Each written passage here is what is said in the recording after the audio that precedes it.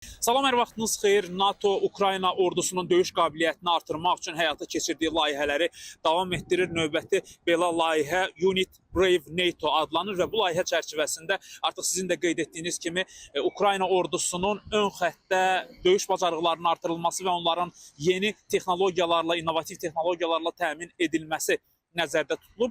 Bu istiqamətdə konkret olaraq hansı addımlar atılacaq? Bunlar haqqında bəzi məlumatları vermək istərdim tamaşaçılarımıza. Əvvəla Ukrayna ordusuna pilotsuz uçuş aparatlarının vaxtında müəyyən etmək üçün innovativ texnologiyaların verilməsi nəzərdə tutulub. İkincisi, əlverişsiz hava şəraitində görmə qabiliyyətini artıran cihazların, yeni müasir cihazların Ukrayna ordusunun ön sıralarına verilməsi nəzərdə tutulur NATO tərəfindən. Bundan başqa kamikadze dronların zərərsizləşdirilməsində Ukrayna ordusu böyük çətinliklər yaşayır. Bu problemin aradan qaldırılması üçün NATO ən aparıcı texnologiyalarını Ukraynaya verməyə hazırlaşır.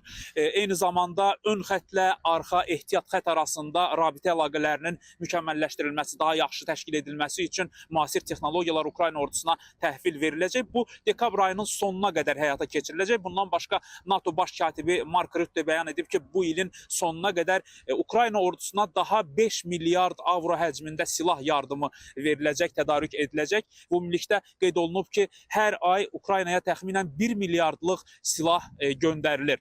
Gələn il əgər müharibə davam edərsə, vəziyyət necə olacaq, Ukraynaya dəstək necə təşkil olunacaq? Bax, bu barədə gələn həftə NATO ölkələrinin nümayəndələri, ali rütbəli nümayəndələri məndən arxada gördüyünüz baş qərargahda müzakirələr aparacaqlar və artıq gələn ilin də yardım planı indidən hazırlanmış olacaq. Brüsseldən NATO baş qərargahının qarşısından hələlik bu qədər. Söz sizdə.